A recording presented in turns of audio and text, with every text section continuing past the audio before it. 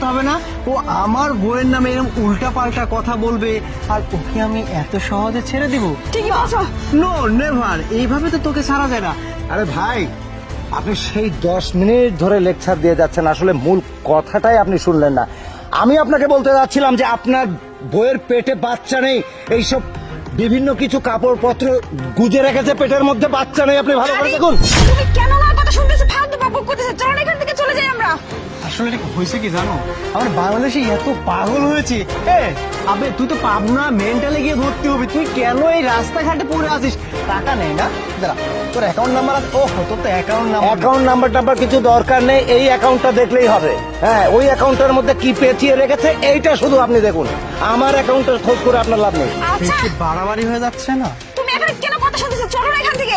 দাঁড়াও, ওকে আমি এবার ভাবছি গায়ে হাত না তুললে। কি ব্যাপার, আপনারা এখানে কি?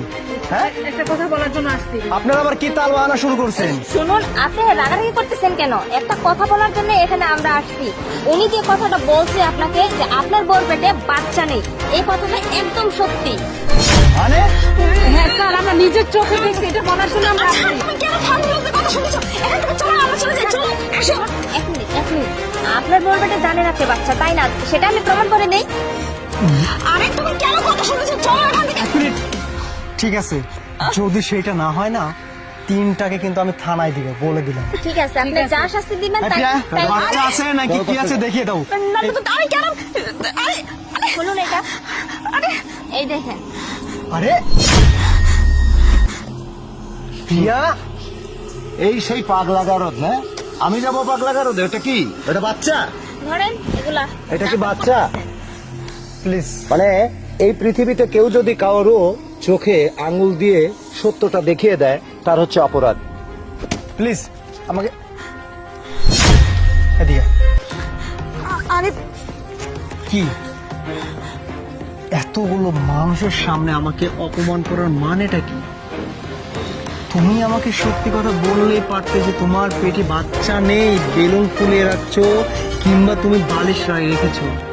এতটা দিন ধরে আমাদেরকে ধোঁকা দেওয়ার মানেটা কি?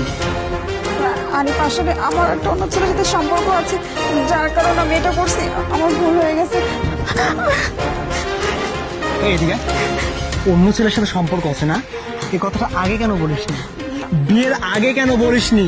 আমি আসলে কেন আমার জীবনটা তেজপাতার মতো একদম কয়রায় ভেজে পুড়ে শেষ করে দিলি? হ্যাঁ, কতটা বিশ্বাস আর কতটা ভালোবেসে তোকে আমি আমার ঘরে বউ বানিয়ে নিয়ে এসেছি, আর তার প্রতিদান আজকে এইভাবে পেলাম।